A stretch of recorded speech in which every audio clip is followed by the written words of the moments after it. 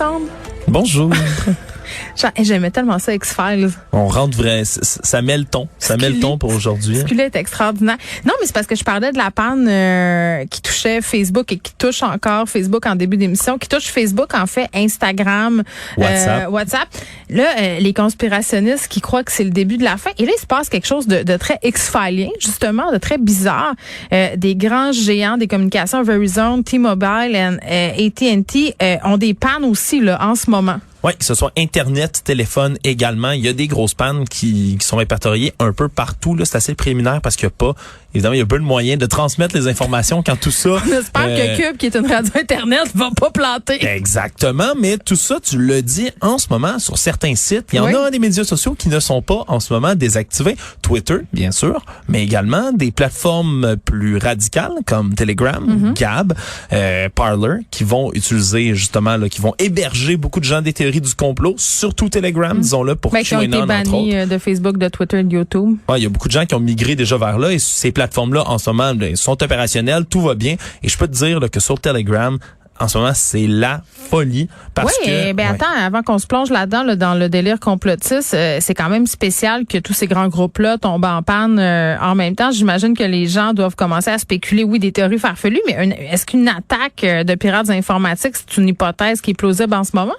Peut-être, mais c'est très, très, disons, difficile de pas faire de lien avec l'entrevue également qui a été diffusée hier à 60 Minutes. Oui, c'est ça. Frances Haugen, 37 ans, une ancienne chef de produit de Facebook qui a quitté et qui a été révélée hier comme étant la source qui a transmis toutes sortes de documents puis d'études internes de Facebook au Wall Street Journal, entre autres, qui les a aidés. C'était elle la fuite, on appelle le whistleblower, le lanceur d'alerte, donc qui était pour le Wall Street Journal, et elle expliquait toutes sortes de choses par rapport à Facebook et à leur volonté de privilégier, entre autres, le profit avant la sécurité de tous les utilisateurs de Facebook. Alex. Ouais, on va dire franchement, mais c'est assez troublant. Tu sais, ce qu'elle explique, c'est qu'à l'interne même, ils ont fait des tests, là. Puis l'algorithme, en ce moment, ce qui fonctionne le mieux, ça va toujours être les contenus les plus polarisants, les plus difficiles, les plus ardus. C'est pas juste Facebook qui a pu sa stratégie là-dessus, hein? Ben non, mais c'est vraiment, plus ça va polariser, plus ça va attirer de clics. Et donc, les algorithmes sont faits sur Facebook, là, volontairement pour favoriser, là, du moment où, par exemple, là, c'est un test qui a été fait à l'interne, là, tu vas décider de suivre avant, là, disons-le, Donald Trump, par exemple, sur Facebook. Ben, du moment où tu le suis, à peu près 10 recommandations qui vont être données par l'algorithme, là, comme un rabbit hole à l'autre. Ouais, 10 là. Puis ça, c'est en moins d'une semaine. En moins d'une semaine, tu as du contenu de QAnon qui commence à apparaître. Donc Facebook comme catalyseur de haine, comme catalyseur de fausses nouvelles, comme catalyseur de contenu raciste, de contenu complètement charbé de la tête, qui rendent des choses pas d'allure dans la tête du monde, et ce serait voulu. C'est ce qu'elle dit. Extrêmement pour maximiser le profit. Ouais, puis ça, ni plus ni moins, elle explique que ça déchire la société là, jusqu'à un certain point. Fait qu'on pourrait penser que la panne qu'on connaît en ce moment, c'est en réaction à cette entrevue-là, qu'il y aurait eu un hacking? On ne sait pas. On spécule vraiment beaucoup en ce moment. On spécule beaucoup parce qu'on n'a pas de réponse. Est-ce que ce serait un hacking? Est-ce que ce serait quelqu'un à l'interne même de Facebook qui aurait go rogue, comme on dirait en anglais, là, qui serait devenu là en opposition avec sa compagnie, qui aurait décidé de débrancher quelque chose? On le sait pas. J'aime ça. C'est comme si on vit dans un épisode de scandale. Exactement. Mais là, les théories des complotistes, c'est qu'on est devant cette fameuse fin du monde annoncée, là. Ben oui. Surtout du côté de QAnon. Hein? On dit depuis longtemps que The Storm ou The Awakening, ce fameux événement, je le rappelle, dans lequel Donald Trump est censé revenir à la tête de l'armée américaine, coup d'État, l'armée prend le contrôle du pays. Ça arrive jamais, là. Ouais, ça arrive jamais. Il repousse toujours la date, là. Je rappelle qu'il y a 2 semaines environ, c'était parlé, je pense, le vendredi. Ouais. Puis c'était dans le comté de l'Arizona, il y avait un recomptage, puis on disait que c'était le début de la fin. Mais là, c'est aujourd'hui, là, manger toute une poutine, là, parce qu'on va mourir.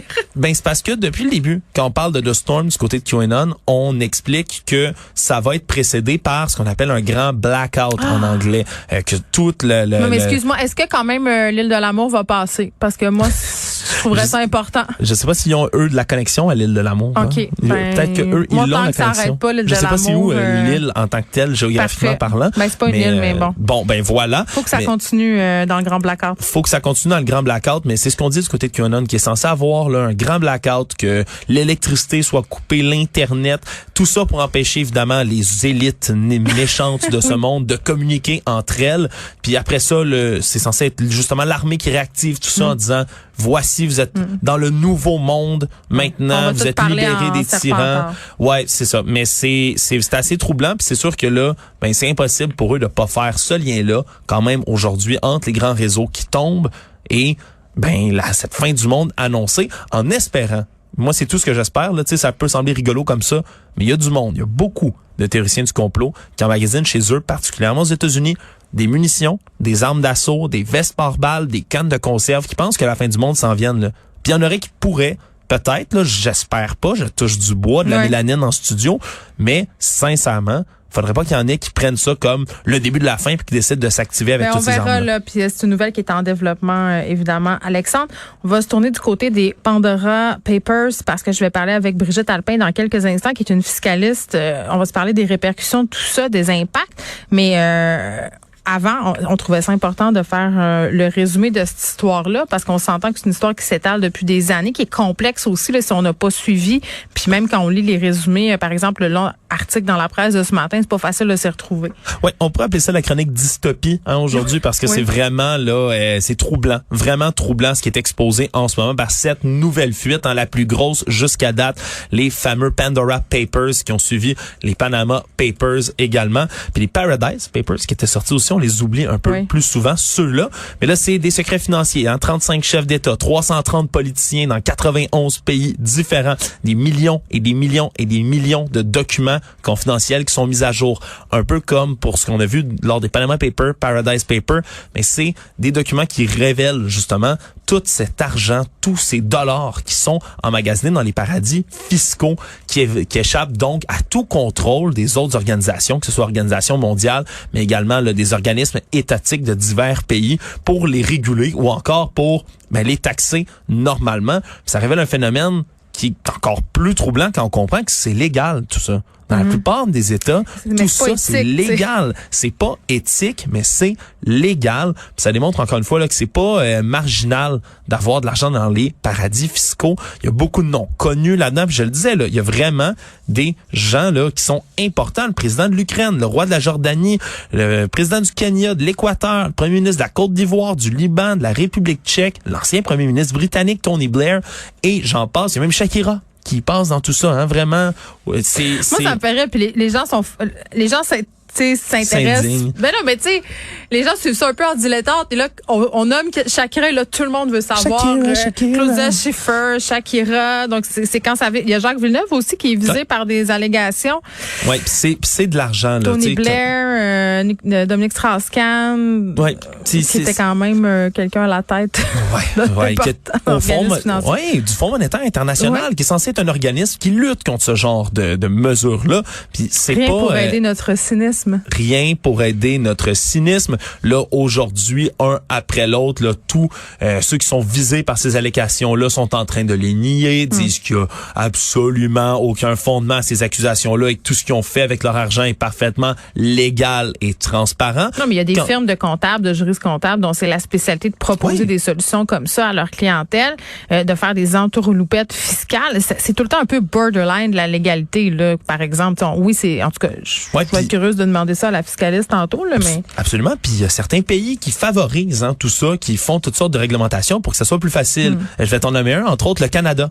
Le Canada, on est vraiment des cancres à l'échelle planétaire. On est selon une étude qui avait été révélée l'année passée par Tax Justice Network, qui évaluait une liste des pires cancres au niveau des mesures qui sont données pour accélérer ou aider l'évasion fiscale. Le Canada tombait 16e dans cette liste de la honte là. Entre autres, on dit là, que le gouvernement au Canada, là, les divers paliers de gouvernement perdent chaque année l'équivalent de 7,5 milliards de dollars canadiens en évasion fiscale. Puis ça, c'est seulement en revenu brut. Quand on fait le calcul avec tout ce qui est connexe comme argent qui aurait pu revenir, faut presque tripler ce montant-là. On est complice à l'étranger aussi de 7,6 milliards de dollars US par année en facilitant des compagnies qui veulent transiger pour envoyer de l'argent dans les paradis fiscaux également. Et donc, ça coûte, là, on dit, chaque année dans le monde, aux États, 427 milliards de dollars directs. 427 directs. Mais si on le triple comme on est censé le faire à peu près, on est en haut de 1000 milliards de dollars qui est pas récolté, qui peut pas être réutilisé.